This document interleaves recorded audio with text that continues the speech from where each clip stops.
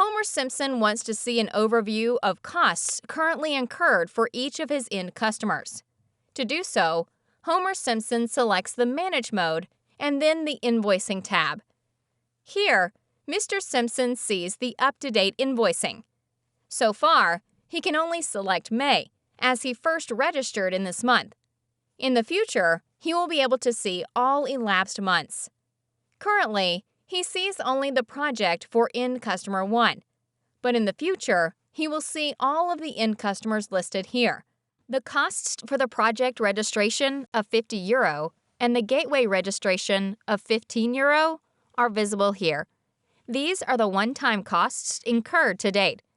In addition, the monthly fees are listed. Currently, only Machine 1 exists. The costs for the gateway that Mr. Simpson created this month are calculated proportionately at €4.62 because a complete month has not yet passed.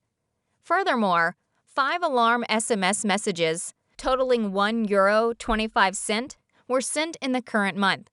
This results in a current total of €70.87 for the month of May.